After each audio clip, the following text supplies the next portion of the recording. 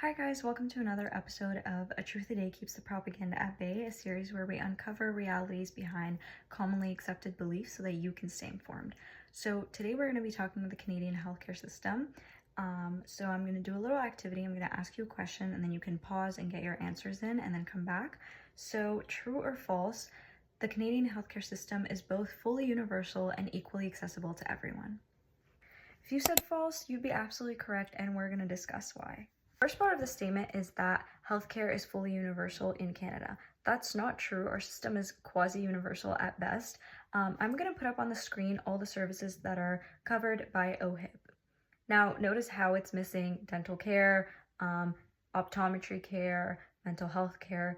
It's missing a lot of medical necessities, so it's not fully universal, it's quasi-universal. The second part of the statement discusses accessibility. Now, accessibility is the fifth pillar of the Canadian Healthcare Act, and it essentially just means that people should have the same equal access to medically necessary services without being bound by extra fees or discrimination. But it operates on a where and as available kind of basis, which just means that access is only guaranteed in the areas where the resources are available.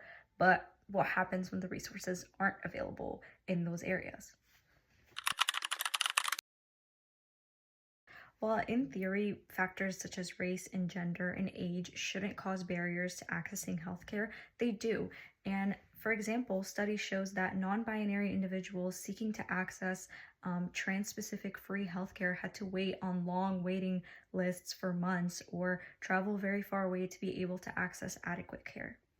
Okay, another study done on gender diverse individuals shows that there was a lot of queer erasure, medical gaslighting, and that these individuals suffered significant labor in order to attempt to access adequate healthcare.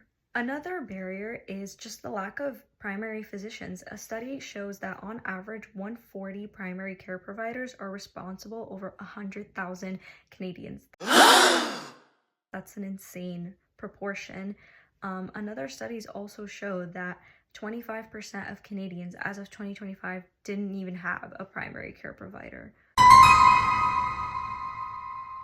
We can also talk about how racism affects accessibility. A study done on Black pregnant women and their experience with healthcare shows that Black women often felt that they were neglected and that physicians left out important details or did not provide them with their options, which took away from their agency over their own health and their autonomy. Okay, so I completely forgot to record this part of the video, so this is me recording it because I forgot.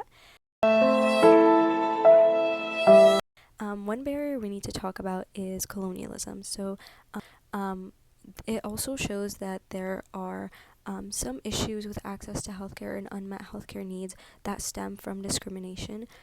Studies have shown that Indigenous people often feel misunderstood or neglected by medical professionals, and they feel like their methods of wellness and health are looked down upon by medical professionals.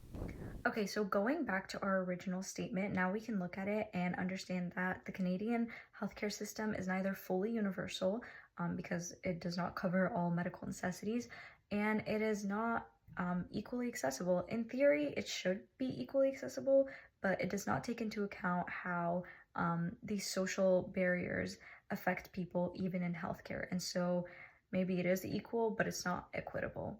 If you made it to the end of this video, congratulations. I hope you learned something new today, and everything will be down below if you want to check out the resources. Bye bye.